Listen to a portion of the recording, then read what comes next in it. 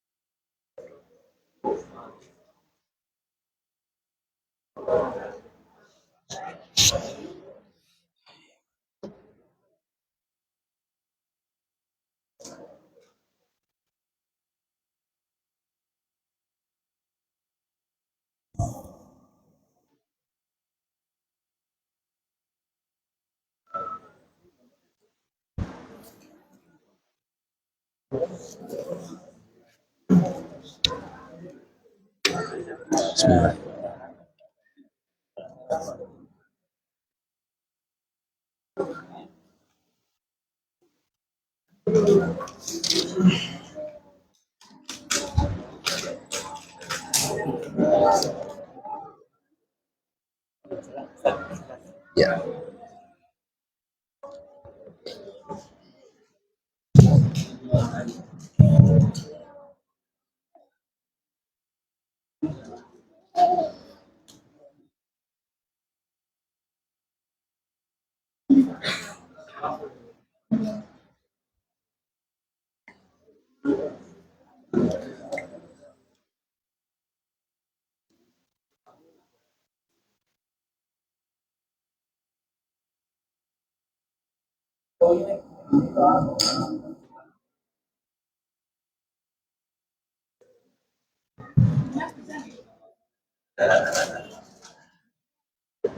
Bismillahirrahmanirrahim. Assalamualaikum warahmatullahi wabarakatuh.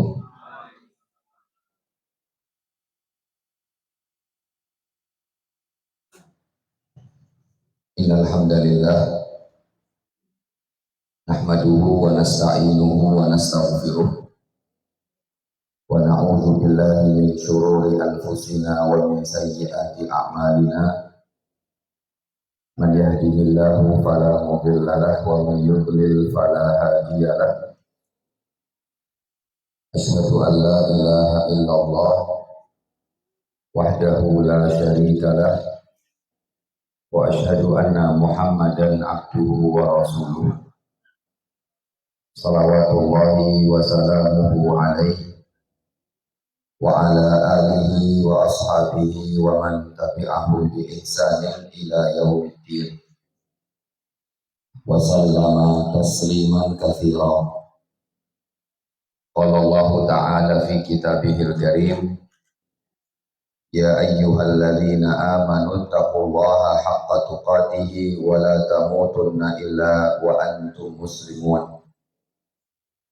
Ya ayyuhan nasu taqu rabbakumul ladzi khalaqakum min nafsin wahidah wa khalaqa minha zawjaha wa batha minhuma rijalan katsiran wa nisaa'a wattaqullaha alladzi tasaaluna bihi wal arham innallaha kana 'alaikum raqiba. Ya ayyuhalladzina amanu taqullaha wa qulu qawlan sadida yuslih lakum a'malakum wa yaghfir lakum dhunubakum wa man yuti'illaha wa rasulahu faqad faza fawzan 'azima. Amma ba'd. Bapak dan Ibu jamaah kajian seragi mengaji rahimani wa rahimakumullah, semoga Allah Subhanahu wa taala merahmati, memberkahi kita semuanya. Alhamdulillah, pada kesempatan malam hari ini kita dipertemukan kembali oleh Allah Subhanahu wa taala di majelis ilmu di salah satu tempat yang insya Allah Allah Subhanahu wa taala meridhoinya, karena kita duduk di sini tidak lain dan tidak bukan untuk taat kepada Allah Subhanahu wa taala, untuk kenal dengan Allah Subhanahu wa taala dan untuk kenal dengan Nabi kita Muhammad sallallahu alaihi wasallam. Salawat serta salam semoga selalu tercurah kepada Nabi kita Muhammad sallallahu alaihi wasallam beserta keluarga, sahabat dan juga kepada seluruh umat beliau yang tetap teguh berpegang dengan sunnah beliau hingga hari kiamat kelak. Bapak dan Ibu jamaah yang semoga dirahmati oleh Allah Subhanahu wa taala, insyaallah tema yang akan kita bahas pada malam hari ini cukup relevan dengan bulan yang sekarang kita berada di dalamnya. Kita sekarang berada di bulan Rabiul Awal, atau kalau orang Jawa, orang kuno bilangnya bulan Mulut. Suro, Safar, Mulut. Ya, sekarang kita berada di bulan Mulut, bulan Rabiul Awal, syahrul ulida fihi nabiyuna Muhammad sallallahu alaihi wasallam. Bulan yang dimana Nabi Muhammad sallallahu alaihi wasallam dilahirkan. Maka karena kita sekarang berada di bulan Mulut atau di bulan Rabiul Awal, insya Allah tema yang akan dibahas berkaitan dengan Nabi Muhammad Sallallahu Alaihi Wasallam. Tema yang diambil adalah hak-hak Nabi Muhammad atas umatnya. Tema yang diambil adalah hak-hak Nabi Muhammad Sallallahu Alaihi Wasallam atas umatnya. Atau bahasa lainnya adalah kewajiban umat Nabi Muhammad kepada Nabi Muhammad Sallallahu Alaihi Wasallam. Saya panjenengan semua punya kewajiban kepada Nabi Muhammad, atau Nabi Muhammad Sallallahu Alaihi Wasallam punya hak yang harus kita tunaikan kepada beliau. Apa saja haknya? Insya Allah malam hari ini kita akan sampaikan. Semoga waktunya cukup. Tapi sebelum itu Bapak dan Ibu yang semoga dirahmati oleh Allah, izinkan saya untuk menyampaikan beberapa hal muqaddimah yang ini menjadi penggerak, menjadi motivasi kita bersama agar kita semangat untuk melakukan hak-hak yang akan kita pelajari malam hari ini. Karena kan mau bagaimanapun tujuan kita belajar bukan sekedar untuk sebagai wacana, tapi kita belajar untuk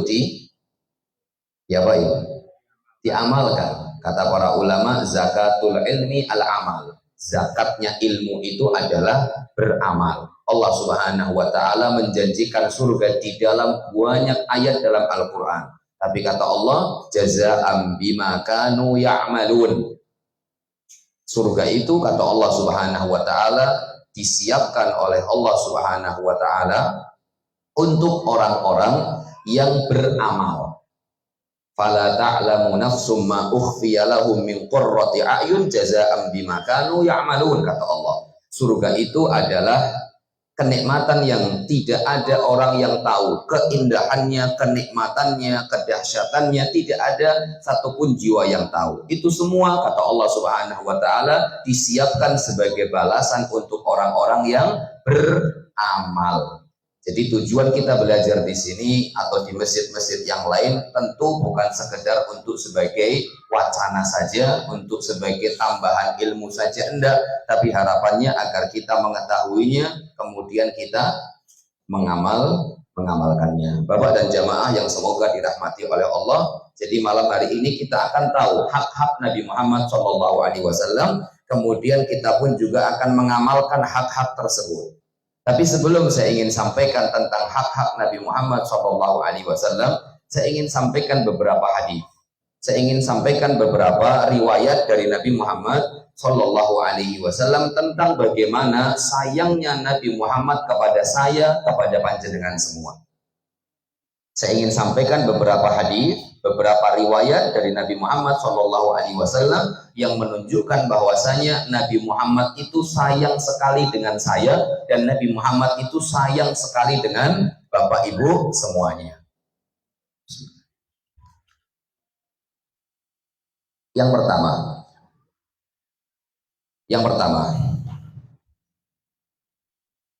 hadis yang menunjukkan bahwasanya Nabi Muhammad SAW itu sangat sayang sekali dengan kita semua.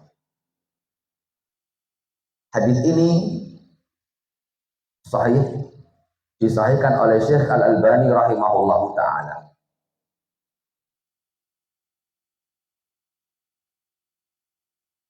Hadis ini sahih, disahihkan oleh Syekh Al-Albani rahimahullahu ta'ala. Nabi Muhammad SAW bersabda, likulli nabiyyin da'watun mustajabah. Setiap para nabi itu punya doa yang langsung diijabahi ketika itu juga. Setiap para nabi itu punya doa pamungkas lah bahasanya. Punya satu doa pamungkas. Semua para nabi punya doa pamungkas. Nabi Muhammad ya punya, Nabi Nuh ya punya, Nabi Ibrahim ya punya, Nabi Lut ya punya, Nabi Hud, Saleh, Yunus, Yusuf, Musa, Isa semuanya punya. Likulli nabiyyin da'watun mustajabah. Setiap para nabi mereka itu punya doa pamungkas. Apa kata Nabi Muhammad SAW? Fata'ajjala kullu nabiyyin da'watahu. Tapi ternyata semua para nabi mereka telah menggunakan doa pamungkas ini di dunia. Nabi Nuh disebutkan dalam riwayat bahwasanya Nabi Nuh alaihissalam doa pamungkasnya sudah dipakai. Kapan itu dipakainya? Minta sama Allah agar diturunkan azab untuk kaumnya. Akhirnya hujan deras dan seterusnya. Semua para nabi, kata Nabi Muhammad, ta'ajjala kullu nabiyyin da'watahu. Mereka semua sudah pakai doa tersebut. Doa pamungkasnya sudah dipakai semuanya.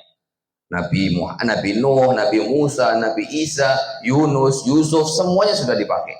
Apa kata Nabi Muhammad? Wa inni ikhtaba'tu da'wati. Tapi kecuali Nabi Muhammad SAW, semua para nabi doanya sudah dipakai, kecuali doaku. Inni ikhtaba'tu nafsi, inni ikhtaba'tu da'wati syafa'atan li ummati yaumal qiyamah. Tapi aku simpen doa pamungkasku untuk saya gunakan, kata Nabi Muhammad SAW, sebagai penolong syafaat seluruh umatku. Lihat, Nabi Muhammad SAW tidak menggunakan doanya di dunia, tapi Nabi Muhammad SAW menggunakan doanya kelak di hari kiamat. Untuk apa? Untuk saya dan panjenengan, Bapak Ibu. Beliau SAW belum pernah melihat saya, Nabi Muhammad SAW belum pernah melihat panjenengan, tapi Nabi Muhammad SAW menyisipkan satu doa yang itu sangat pamungkas dan mandi sekali, tapi beliau tidak gunakan. Tapi beliau gunakan sebagai penolong saya dan panjenengan kelak agar kita tidak masuk neraka. Wahyana ilatun insyaallah, kata Nabi Muhammad SAW, dan semua umatku insyaallah pasti akan dapat syafaat tersebut. Tapi syaratnya satu, mata minhum la yusyrik billahi syai'a. Syaratnya satu, mati dalam keadaan tidak menyekutukan Allah Subhanahu wa Ta'ala. Ini yang pertama. Saya mungkin agak sedikit ngebut karena waktunya pendek. Kemudian yang kedua, yang menunjukkan, lihat bagaimana sayangnya Nabi Muhammad SAW kepada kita. Saya ingin sampaikan hadis-hadis, saya ingin sampaikan riwayat-riwayat yang menunjukkan sayangnya Nabi Muhammad kepada kita semua. Harapannya agar kita ini tahu balas budi. Oh, Nabi Muhammad saja sayang sekali dengan saya dan panjenengan, padahal beliau belum pernah lihat saya dan panjenengan. Semua umat Nabi Muhammad diberikan kesempatan oleh Nabi Muhammad SAW agar bisa mendapatkan syafaat beliau, agar bisa mendapatkan syafaat Nabi Muhammad SAW. Hadis yang kedua, hadis ini juga sahih, disahihkan oleh para ulama. Khuyirtu baina syafa'ah au an yadkhula nisfu ummatil jannah. Ya Rabbi. Kata Nabi Muhammad, saya sebelum mati, sebelum meninggal dunia, diberikan pilihan oleh Allah dengan dua pilihan. Wahai Muhammad, tak kasih dua pilihan. Khuyirtu baina syai'ain, kata Nabi Muhammad. Saya dikasih dua pilihan sama Allah. Disuruh milih. Milih yang pertama, separuh umatmu, wahai Muhammad, masuk surga. Kalau umat Nabi Muhammad jumlahnya 1 miliar, berarti dijamin oleh Allah berapa yang masuk surga? 500 juta. Kalau umat Nabi Muhammad jumlahnya 1 triliun, berarti 500 miliar dijamin mesti masuk surga. Lalu terus yang separuhnya gimana, Ustaz? Wallahu alam. Kalau masuk surga ya alhamdulillah, tidak masuk surga ya innalillah. Tapi jaminan, kata Allah Ta'ala, separuh umatmu mesti bakal masuk surga. Kira-kira banyak atau sedikit itu separuh umat Nabi Muhammad yang masuk surga? Banyak kalau kita termasuk yang separuh. Tapi gimana kalau kita yang tidak separuh? Sedikit. Kemudian yang kedua, kata Nabi Muhammad SAW, wasyafa'ah. Dan pilihan yang kedua adalah saya diberikan oleh Allah pilihan syafaat. Satu pilihannya agar separuh umatku masuk surga, dan yang kedua adalah saya diberikan syafaat. Apa kata Nabi Muhammad? Fakhtartus syafa'ah, tapi aku lebih memilih syafaat. Kenapa kok Nabi Muhammad SAW lebih memilih syafaat, Bapak Ibu? Li'annaha a'am wa akfa. Karena syafaat itu cakupannya lebih luas. Tapi kalau jaminan separuh umat Nabi Muhammad masuk surga, terus gimana ini nasib yang 500 juta kalau jumlah umat Nabi Muhammad 1 miliar misalkan? Terus bagaimana nasib yang separuhnya lagi? Maka Nabi Muhammad SAW tidak milih yang pertama, tapi Nabi Muhammad SAW milih yang kedua. Saya milih syafaat, karena dengan syafaat ini saya bisa memasukkan seluruh umat saya ke dalam surga. Lihat ini sayangnya Nabi Muhammad Sallallahu Alaihi Wasallam. Apakah sampai di sini Bapak Ibu? Enggak.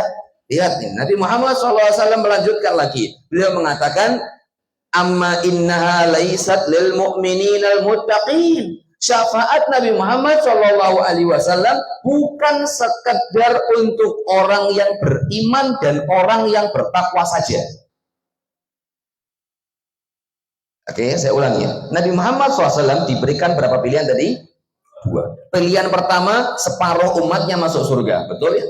Kemudian pilihan yang kedua adalah syafaat. Dan Nabi Muhammad lebih memilih syafaat. Kenapa Nabi Muhammad lebih memilih syafaat? Karena cakupan syafaat bisa lebih luas.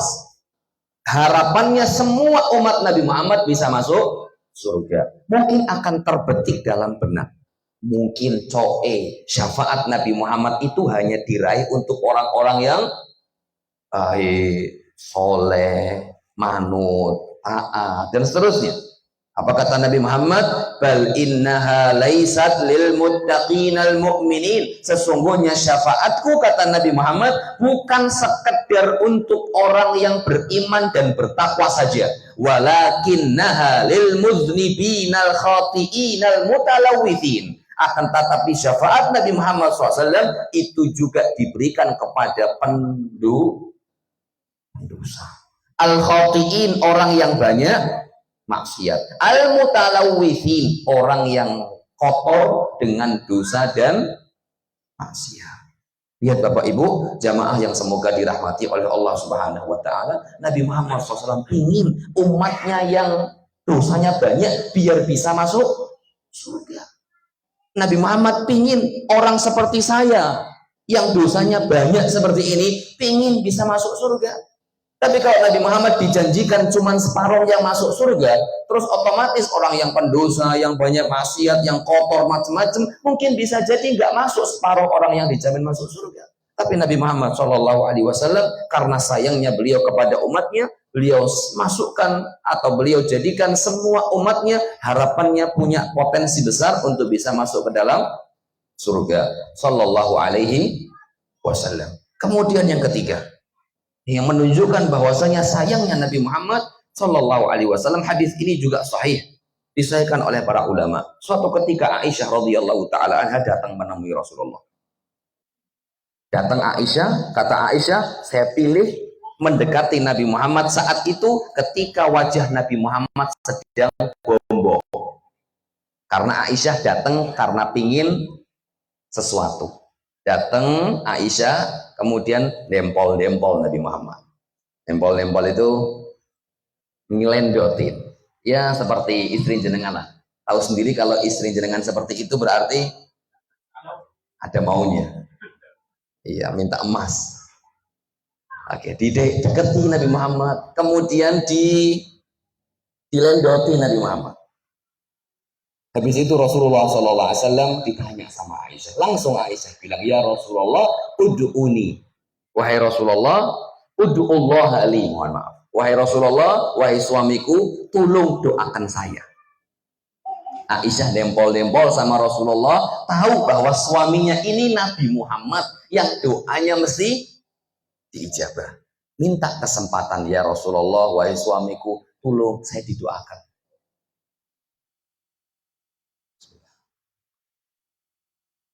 Setelah itu Nabi Muhammad SAW mengatakan, Allahumma gfir li Aisyah ma taqaddama min dzambiha wa ma ta'akhkhar wa ma a'lanat wa ma asarrat kabiriha aw saghiriha atau kama qala Nabi sallallahu alaihi wasallam. Ya Allah, maafkan semua dosa Aisyah, yang kecil atau yang besar, yang dulu atau yang akan datang, yang dilakukan terang-terangan atau yang dilakukan sembunyi-sembunyi. Lihat itu, Rasulullah ketika dimintai sama Aisyah doa, Rasulullah langsung doakan, ya Allah, ampunilah dosa-dosa Aisyah, baik yang kecil ataupun yang besar, baik yang dulu ataupun yang sekarang, baik yang dilakukan dosa itu sembunyi-sembunyi oleh Aisyah atau yang dilakukan secara terang-terangan.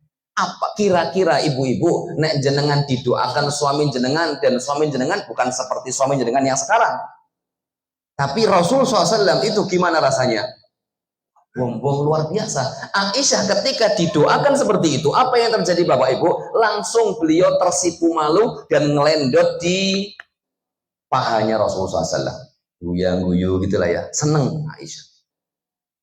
Sampai lendotan di pahanya Nabi Muhammad, tidur di pahanya Nabi Muhammad Sallallahu Alaihi Wasallam.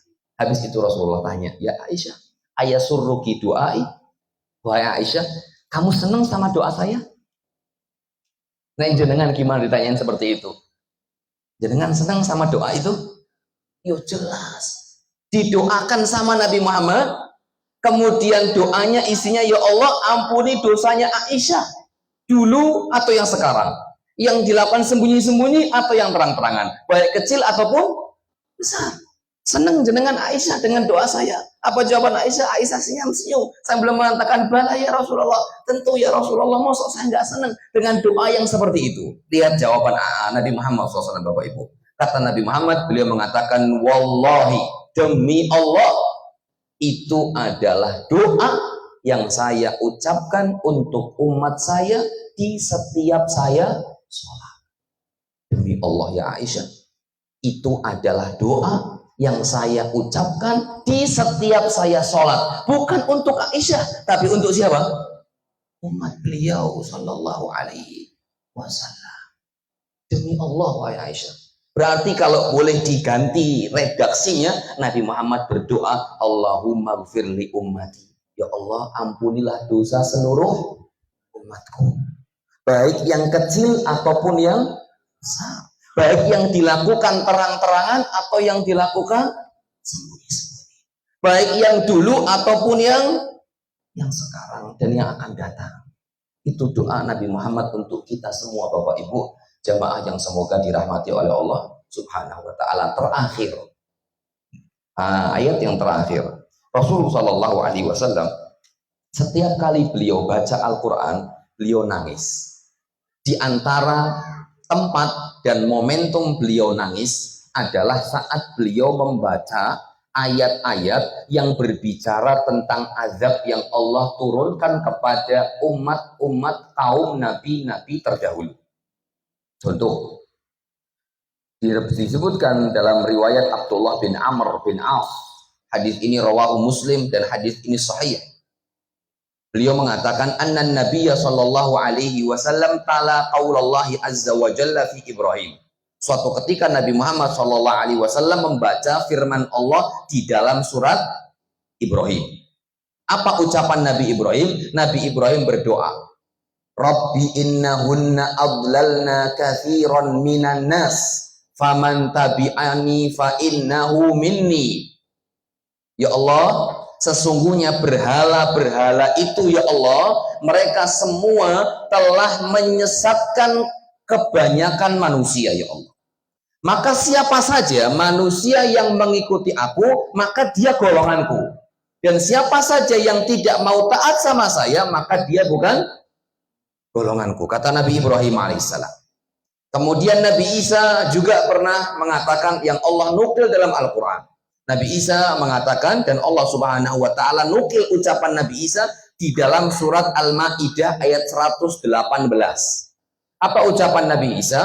Nabi Isa mengatakan, in tu'adzibhum fa innahum ibaduk. Ya Allah, sekiranya umatku engkau azab ya Allah, maka monggo terserah, wong itu adalah hambani jenengan. Bisa dipahami ya? Ya Allah, kalau umat saya, umat Nabi Isa yang dikandani angel ini, engkau mau azab mereka ya Allah, monggo azaben. Itu pahami itu. Karena mereka semua adalah hamba-hambamu ya Allah, monggo terserah jenengan azab mereka, silahkan ya Allah.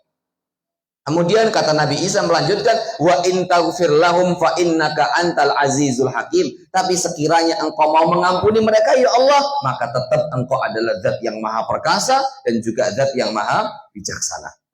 Berarti lihat Bapak Ibu, kalimat dari Nabi Isa alaihissalam tersirat bahwasanya Nabi Isa rela kalau hambanya, kalau mohon maaf, Nabi Isa rela kalau umatnya diapain? Diazab. Karena Nabi Isa mengatakan intu adzibhum fa innahum ibaduk. Ya Allah, sekiranya engkau mau azab umat saya yang balelo ini, monggo, wong mereka juga adalah hambane jenengan, monggo. Berarti pesan tersirat yang bisa diambil, Nabi Isa alaihissalam mempersilahkan dan rela kalau umatnya diazab oleh Allah. Bisa dipahami? Oke. Ketika membaca ayat-ayat seperti ini, lihat apa yang dilakukan Nabi Muhammad SAW. Melihat umat Nabi Ibrahim yang diazab oleh Allah. Melihat umat Nabi Isa yang diazab. Di ayat-ayat yang lain umatnya Nabi Lut yang diazab. Dan seterusnya, Nabi Muhammad SAW kata Abdullah bin Amr, rafa'a yadaihi ilas sama. Beliau mengangkat tangannya ke langit. Waqal, kemudian beliau mengatakan dan berdoa, Allahumma ummati wa baka. Ya Allah umatku, ya Allah umatku. Habis itu Nabi Muhammad nangis. Beliau nggak pingin umatnya Nabi Muhammad seperti umatnya Nabi Isa yang diazab oleh Allah. Beliau nggak pingin umatnya Nabi Muhammad, kita, saya dan panjenengan semua diazab oleh Allah seperti Allah turunkan azab kepada umatnya Nabi Saleh, seperti azab yang Allah turunkan kepada umatnya Nabi Hud dan seterusnya. Lihat Nabi Muhammad SAW, Allahumma ummati fabaka. Kemudian beliau nangis, ingat umatnya kalau umatnya diazab. Hadis itu apa yang terjadi Bapak Ibu? Rasulullah SAW menceritakan, faqalallahu azza wa jalla, habis itu Allah Subhanahu wa taala mengatakan kepada Jibril, ya Jibril, idhab ila Muhammad. Wahai Jibril, pergi kamu kepada Muhammad. Is'alhu ma yubkika. Tanya sama dia, kenapa dia menangis? Wa rabbuhu a'lam. Dan Allah tentu lebih tahu kenapa Nabi Muhammad menangis. Cuma Allah Subhanahu wa taala memerintahkan Jibril untuk berangkat menuju Nabi Muhammad untuk bertanya, kenapa Muhammad ini nangis? Apa yang menjadikan Muhammad ini nangis? Fa'atahu Jibril alaihi salatu wassalam. Maka Jibril datang menuju Nabi Muhammad SAW. Fasa'alahu fa'akhbarahu Rasulullah sallallahu alaihi wasallam bima qala wa huwa a'lam. Ditanya sama malaikat Jibril, kenapa kau nangis wahai Muhammad? Kemudian Nabi Muhammad menceritakan, saya lewat ini, saya nangis, saya ingat umat saya. Diceritakan sama Nabi Muhammad. Setelah itu Jibril menyampaikan apa yang disampaikan kepada Nabi Muhammad kepada Allah. Padahal Allah tentu lebih tahu ya. Kemudian faqala Allah, maka Allah Subhanahu wa taala mengatakan kepada Jibril, ya Jibril, idhab ila Muhammad. Wahai Jibril, pergi lagi ke Muhammad. Sudah dilapori sama malaikat Jibril, ya Allah, Muhammad itu nangis karena ingat umatnya. Ya Allah, Muhammad itu nangis karena takut umatnya diazab. Ya Allah, Muhammad itu nangis karena khawatir dan keron kepada umatnya. Takut diazab seperti umatnya nabi-nabi terdahulu yang engkau azab mereka, ya Allah. Muhammad keron dan khawatir, ya Allah. Apa kata Allah Ta'ala kepada Jibril? Ya Jibril, idhab ila Muhammad. Wahai Jibril, sekarang pergi lagi ke Muhammad. Sampaikan kepada Muhammad. Fakul, katakan kepada Muhammad. Lihat ini Pak. Inna sanurdhika fi ummatika wala nasukuka. Wahai Muhammad, sampaikan kepada Muhammad, sesungguhnya Allah Subhanahu wa Ta'ala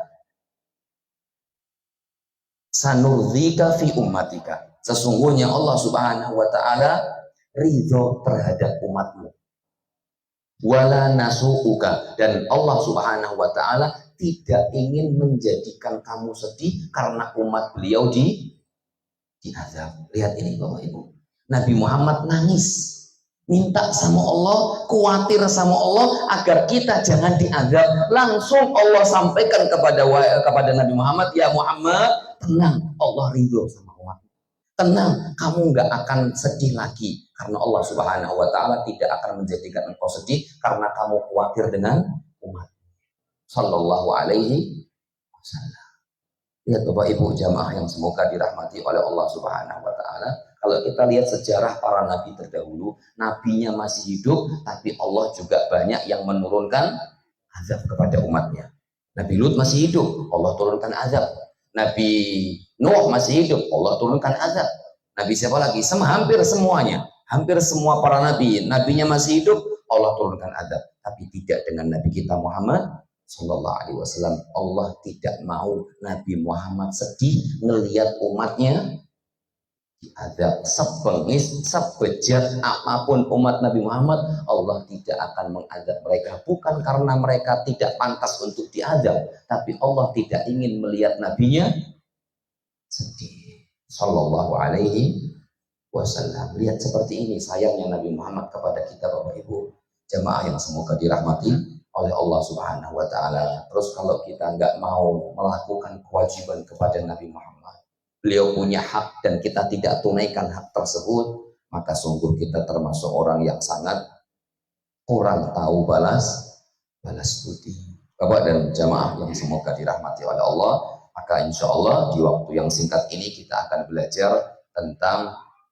hak-hak Nabi Muhammad yang harus kita tunaikan atau kewajiban-kewajiban kita terhadap Nabi kita Muhammad Sallallahu Alaihi Wasallam. Yang pertama,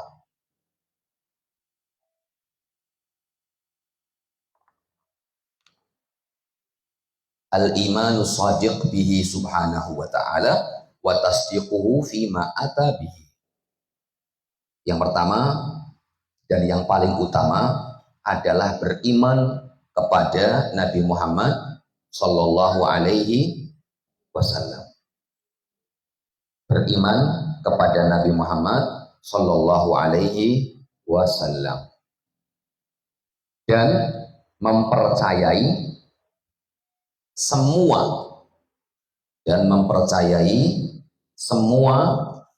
kabar yang datang dari Nabi Muhammad Sallallahu Alaihi Wasallam. Pertama, apa tadi Bapak Ibu? Punten. Beriman kepada Nabi Muhammad Sallallahu Alaihi Wasallam dan mempercayai semua kabar yang dibawa oleh Nabi Muhammad Sallallahu Alaihi Wasallam. Allah Subhanahu wa Ta'ala dalam Al-Quran banyak sekali menyampaikan tentang kewajiban kita beriman kepada beliau. Ini mungkin hal yang ma'ruf dan yang masyhur sehingga kita tidak banyak mengambil poin ini. Karena jelas, ini poinnya sudah sangat jelas, yaitu kita beriman kepada Nabi Muhammad Sallallahu Alaihi Wasallam. Allah Subhanahu wa Ta'ala berfirman di dalam surat At-Taghabun ayat yang ke-8. Surat At-Taghabun ayat yang ke-8.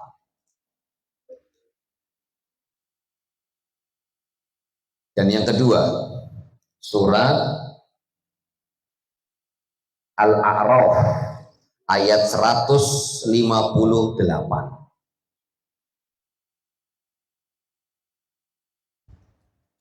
Saya baca yang Al-A'raf saja. Karena di dalam surat ini dan di ayat ini Allah sampaikan perintah untuk beriman kepada Allah, dan Allah juga berikan kabar gembira bagi orang yang beriman kepada Nabi Muhammad Sallallahu Alaihi Wasallam. Surat Al-A'raf ayat 158. Allah Ta'ala berfirman, fa'aminu billahi wa rasulihin nabiyil ummi. Maka berimanlah kalian kepada Allah dan kepada Rasulullah, seorang nabi yang tidak bisa membaca dan juga tidak bisa menulis.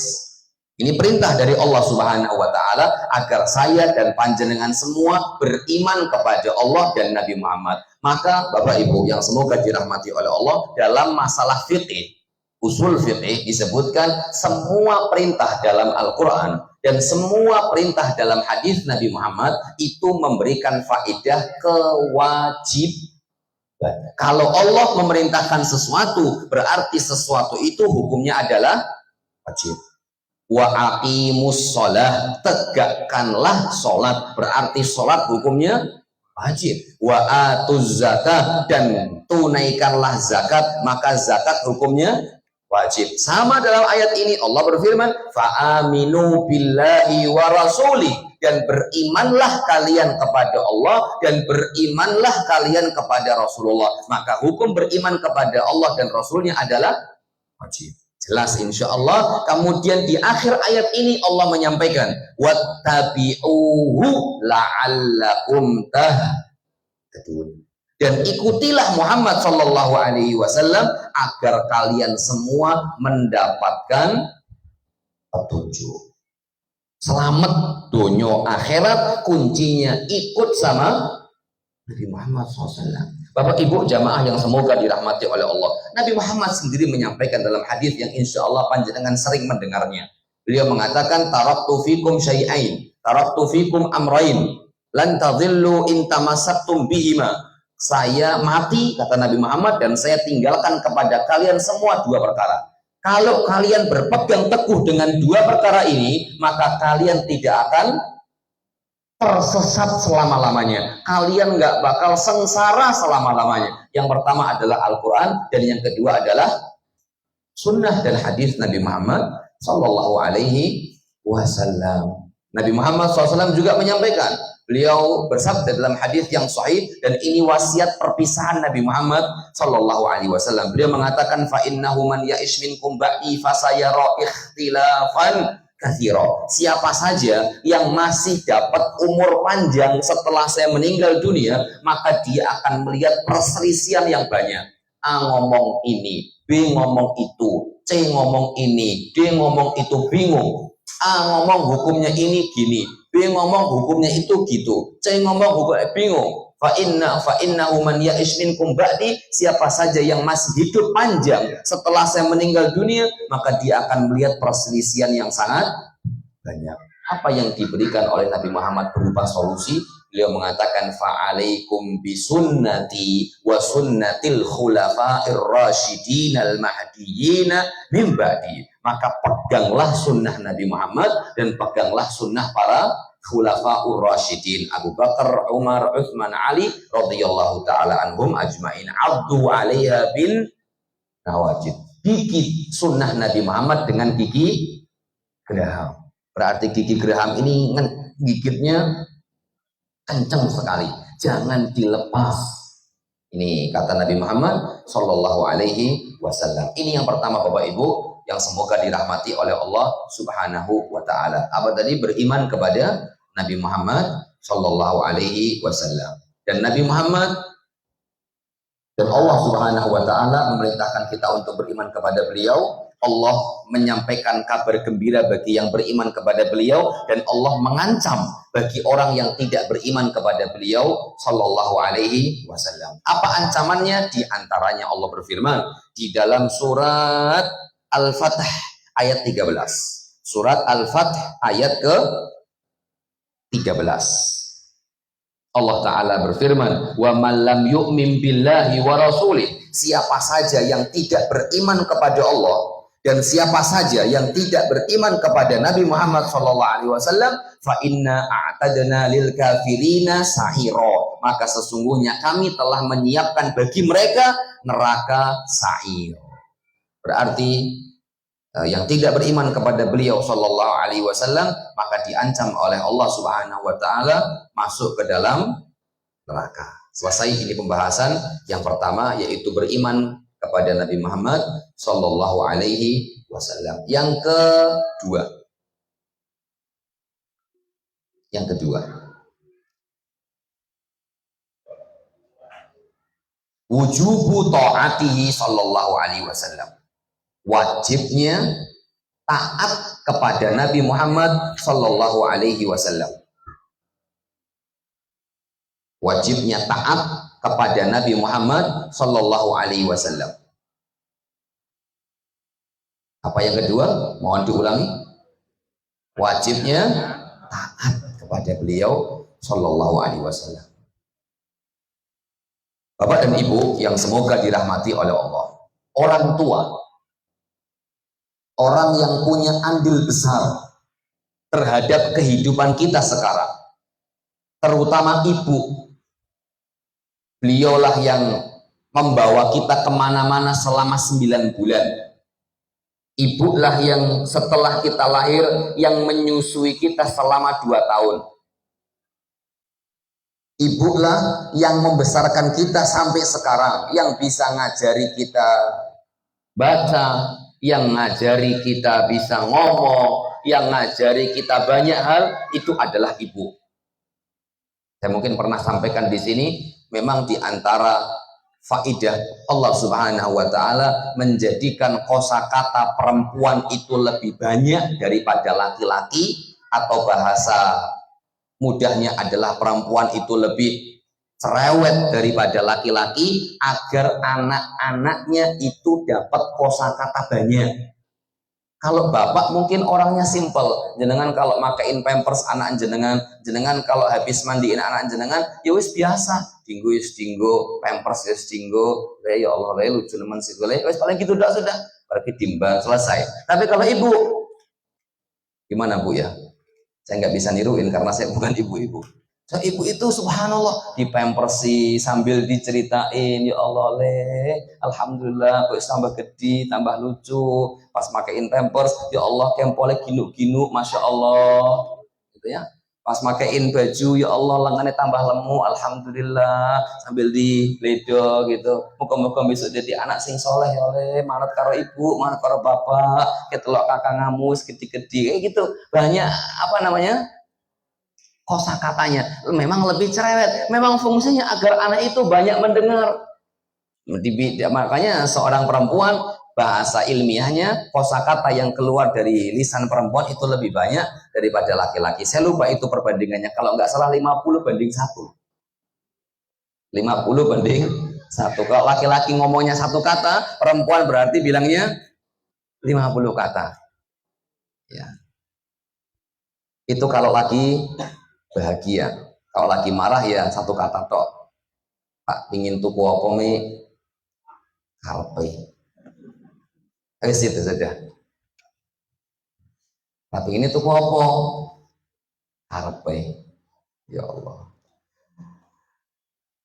Ya, Bapak dan Ibu yang semoga dirahmati oleh Allah Subhanahu wa taala. Ibu, saya kembali lagi ke perempuan, ke ibu. Ibu yang melahirkan kita, yang membawa kita kemana-mana, yang menjadikan kita seperti ini.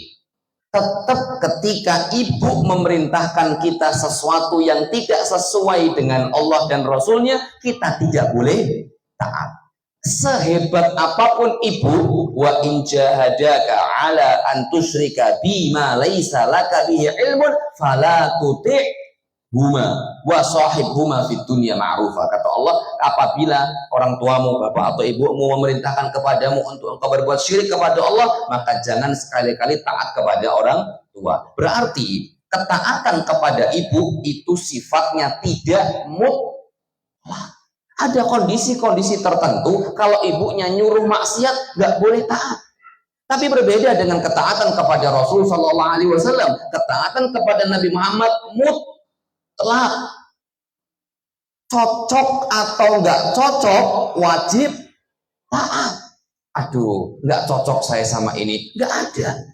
Allah Ta'ala mensifati bagaimana sikap orang beriman, bagaimana prinsip orang yang beriman. Allah Ta'ala menyampaikan, saya lupa ayatnya, Allah Ta'ala berfirman, maka nali mu'minin wala mu'minatin idza qadallahu wa rasuluhu amran an yakuna lahumul khiyaratu min amrin. Gak pantas kata Allah Taala, makana lil mu'minin wala mu'minah. Gak pantas bagi Allah, gak pantas bagi seorang mukmin baik laki-laki ataupun perempuan, idza qadallahu wa rasuluhu amron, apabila Allah dan Rasul Muhammad sallallahu alaihi wasallam telah menetapkan suatu perkara, an yakuna lahumul khiyaratu min amrihim, dia masih pilih-pilih yang cocok dan yang tidak cocok. Gak pantas. Ini bukan sikap orang yang beriman. Sikap orang beriman, kalau Allah dan Rasulnya sudah bilang A, tidak ada ucapan lain kecuali sami'na wa ata'na. Itu sikap orang yang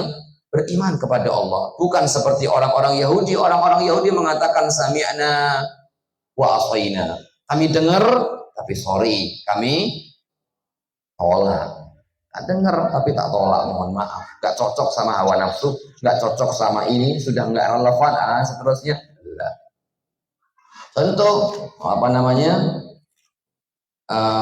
lalat, saya sering mungkin sampaikan lalat. Allah Ta'ala, Nabi Muhammad SAW menyampaikan, kalau minumanmu kemasukan lalat, maka celupkan sekalian lalatnya, kemudian diambil lalatnya, kemudian dibuang, karena satu dari kedua sayapnya adalah penawar dan satunya adalah racun, dan kita tidak tahu mana yang racun yang nempel atau yang penawar yang nempel di minuman kita. Sudah wajib taat kepada Nabi Muhammad Sallallahu Alaihi Wasallam. Ada seseorang yang tidak taat kepada beliau Sallallahu Alaihi Wasallam. Suatu ketika Nabi Muhammad bersabda, idza staiqadha ahadukum min naumi, apabila salah seorang di antara kalian bangun tidur, fala yaghsil yadayhi fil ina aw fala yudkhil yadayhi fil ina, maka jangan masukkan kedua tangannya ke dalam bejana, ember. Kalau sekarang mungkin ember, kalau orang dulu kolah.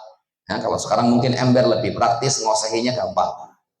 Jangan masukkan tanganmu ke dalam ember. Kenapa? Fa innahu la yadri aina batat yadu. Karena dia nggak ngerti. Semalam suntuk ketika dia tidur, dia nggak ngerti di mana tangan ini nginep. Ada orang yang ngeleduk. Ya, saya tahu di mana di mana tangan ini nginep. Kalau saya nginepnya di kamar, ya otomatis tangannya nginep di kamar. Tapi kan Nabi Muhammad bicaranya halus, karena kita semua nggak ngerti di mana tangan ini nginep. Jangan kalau tidur tangannya kemana kira-kira, kan nggak ngerti. Masuk sini, macam-macam lah, ya. Kan kita nggak ngerti, mungkin kena najis dan seterusnya. Maka jangan dimasukkan langsung ke ember atau ke kolah atau ke bejana. Habis itu langsung orang tadi yang ngeyel sama Nabi Muhammad Shallallahu Alaihi Wasallam bangun-bangun, tangannya sampai siku masuk ke dalam duburnya. Sampai siku masuk ke dalam duburnya. Gimana Ustaz? Wallahu a'lam. Contoh itu. Contoh yang kedua, Nabi Muhammad SAW mengatakan jangan dahului gerakan imam. Karena siapa yang mendahului gerakan imam, kepalanya diganti oleh Allah dengan kepala keledai. Ada orang yang diganti kepalanya dengan kepala keledai. Dan orangnya hidup. Diceritakan oleh Ibnu Katsir rahimahullahu ta'ala dalam kitab Al-Bidayah wa Nihayah. Juga ada orang yang lagi makan sama Nabi Muhammad bareng, makan-makan bareng, kemudian Nabi Muhammad melihat ada seseorang yang makan pakai tangan kiri. Kemudian beliau mengatakan, kul biyamini, pakai tangan kanan kalau kau makan. Apa orang tadi mengatakan lastata'tu, saya nggak bisa ya Rasulullah. Padahal bisa, cuman malas mungkin. Saya nggak bisa ya Rasulullah. Nggak taat sama Nabi Muhammad. Apa yang terjadi? Beliau mengatakan lastata'ta, kamu nggak akan bisa. Langsung ketika itu tangannya lumpuh, stroke, nggak bisa temenan untuk makan dengan tangan kanannya. Bapak dan Ibu jamaah yang semoga dirahmati oleh Allah Subhanahu wa taala. Itu yang pertama. Yang kedua, wajib taat kepada Rasulullah, dan ketaatan kepada Rasulullah sifatnya mutlak. Senang atau enggak senang wajib taat. Kenapa demikian? Karena ketaatan kepada Nabi Muhammad adalah bentuk ketaatan kepada Allah. Maksiat kepada Nabi Muhammad ya berarti bentuk maksiat kepada Allah. Rasul sallallahu alaihi wasallam bersabda, an Abi Hurairah radhiyallahu taala anhu qala Rasulullah sallallahu alaihi wasallam, Abu Hurairah mengatakan Rasulullah SAW bersabda, man ata'ani faqad ata Allah, siapa yang taat kepada aku maka sungguh dia telah taat kepada Allah. Wa man asani faqad asallah, dan siapa yang dia memaksiatiku maka sama saja dia telah memaksiati Allah Subhanahu wa ta'ala. Itu yang kedua. Yang ketiga,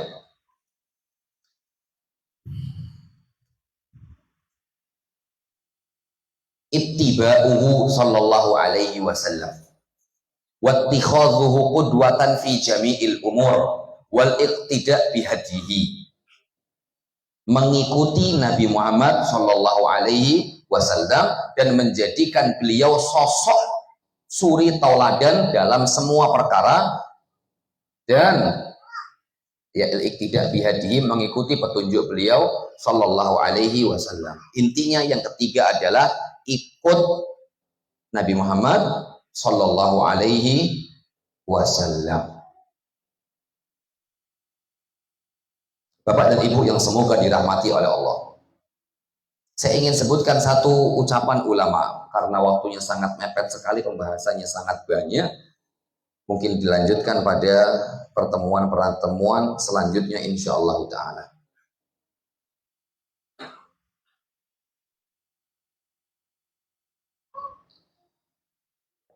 Seorang ulama namanya Sufyan Ats-Tsauri. Beliau mengatakan, ini stata'ata alla tahukka ra'saka illa bi atharin fa'al.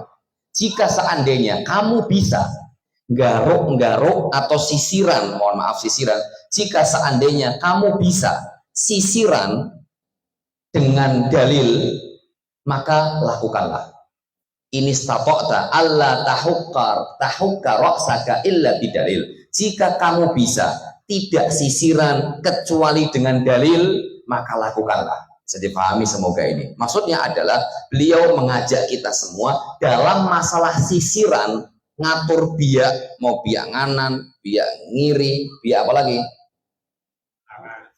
Biak nganan, biak ngiri, biak tengah, biak pinggir, biak-biakan lah ya. Pokoknya mau ngatur rambut, kalau bisa kamu ngatur rambut dengan dalil, maka lakukanlah. Seandainya kamu bisa tidak membiak rambutmu kecuali dengan dalil, maka lakukanlah. Berarti kata Sufyan di sini mengajarkan kepada kita semua dalam masalah ngatur rambut, kalau bisa pakai dalil. Ngikut sama Nabi Muhammad SAW. Suatu ketika Abdullah bin Umar bin Khattab, anaknya Umar bin Khattab, seorang sahabat yang dikenal luar biasa ngikut Nabi Muhammad SAW dalam semua aspek perkara. Suatu ketika Abdullah bin Umar bin Khattab sedang safar bareng sama beberapa temannya lewat suatu tempat. Kemudian beliau bilang, mohon maaf berhenti dulu, saya ingin buang hajat. Habis itu beliau buang hajat, mojok. Habis itu beliau selesai, kemudian beliau sampaikan, sesungguhnya, atau kurang lebih maknanya, sesungguhnya saya itu sebenarnya tidak ingin buang hajat. Saat ini saya nggak ingin buang hajat. Tapi dulu saya pernah safar bareng Nabi Muhammad, dan dulu saya lewat tempat ini. Dan dulu juga ketika saya safar bareng sama Nabi Muhammad lewat tempat ini, saya melihat dengan kedua mata saya Nabi Muhammad pernah pipis di tempat itu. Dan saya hari ini, saat ini, detik ini belum pingin pipis, tapi saya pingin ngikut Nabi Muhammad kapan beliau pipis dan di mana beliau pipis, ngadepnya kemana, saya tiru. Subhanallah. Padahal nggak kebelet pipis, tapi pernah lihat Nabi Muhammad pipis di tempat itu, madepnya ke sana. Ketika safar, beliau sengaja berhenti untuk tiru Nabi Muhammad dalam masalah. Seandainya dalam masalah seperti itu saja, lihat sahabat Abdullah bin Umar ibn Khattab luar biasa semangatnya, apalagi di luar konteks duniawi, konteks ibadah, sungguh sudah jelas. Abdullah bin Umar seperti ini muncul karena bapaknya juga luar biasa. Ucapan Umar bin Khattab kemarin saya sampaikan di Musola As-Salam Comal. Umar bin Khattab pernah mengatakan ketika beliau sedang tawaf, ketika tawaf itu mesti ada sunnah, yaitu mencium Hajar Aswad. Bapak dan Ibu yang semoga dirahmati oleh Allah, jenengan yang mungkin umroh, mencium Hajar Aswad itu bukan karena kemuliaan Hajar Aswad dan bukan karena Hajar Aswad punya something, punya sesuatu yang perlu untuk dicium, enggak ada. Tapi kita melakukan mencium Hajar Aswad semata-mata murni karena Nabi kita Muhammad pernah mencium. Sudah itu toh. Makanya Umar bin Khattab ketika sedang tawaf kemudian cium Hajar Aswad, Umar mengatakan, wallahi inni la adri la a'rifu annaka hajarun. Demi Allah, saya ini tahu kalau kamu itu hanya batu biasa. La yanfa' wa la yadur. Batu yang tidak bisa ngasih manfaat dan batu yang tidak bisa ngasih mudarat. Laula anni ra'aitu Rasulullah sallallahu alaihi wasallam qabbalaka ma qabbaltuka. Seandainya saya tidak pernah melihat dengan kedua mata saya Nabi Muhammad pernah mencium Anda, demi Allah selama-lamanya saya tidak akan pernah mencium Anda. Itu bagaimana sikap Umar bin Khattab radhiyallahu taala anhu mencium batu Hajar Aswad, bukan Hajar Aswad karena batu dari surga, bukan memiliki ini memiliki itu, enggak, karena sebatas Nabi Muhammad pernah cium. Karena Nabi Muhammad pernah cium, ya saya cium. Kalau Nabi Muhammad nggak pernah cium Anda, saya nggak akan pernah mencium Anda sama sekali. Padahal itu adalah Hajar Aswad, batu yang turun dari surga. Seperti itu sikap Umar bin Khattab radhiyallahu taala anhu. Kemudian Bapak dan Ibu yang semoga dirahmati oleh Allah Subhanahu wa taala. Kita semua ngaku cinta sama Nabi Muhammad. Kita semua ngaku cinta sama Allah Subhanahu wa taala, tapi terkadang cinta kita hanya lewat lisan. Allah taala berfirman, "Qul in kuntum tuhibbunallaha fattabi'uni yuhibbukumullah wa yaghfir lakum dzunubakum wallahu ghafurur rahim." Katakanlah wahai Muhammad, sekiranya kalian itu benar-benar cinta. Maka kata Ibnu Katsir, ayat ini surat Ali Imran ayat 31. Kata Ibnu Katsir, ayat ini adalah ayat ujian. Ayat ini adalah ayat ujian. Ujian untuk siapa? Ujian untuk orang yang ngaku cinta sama Nabi Muhammad. Ini ayatnya, diuji. Temenan nggak cintanya? Katakanlah wahai Muhammad, seandainya engkau semuanya, kalian semuanya cinta sama Nabi Muhammad, cinta sama Allah, maka hendaklah mereka semua mengikuti aku, kata Nabi Muhammad Shallallahu Alaihi Wasallam. Maka siapa saja yang aku cinta sama Nabi Muhammad, maka kewajiban dia adalah atau konsekuensi dia mencintai Nabi Muhammad adalah mengikuti semua yang diajarkan oleh Nabi kita Muhammad Shallallahu Alaihi Wasallam.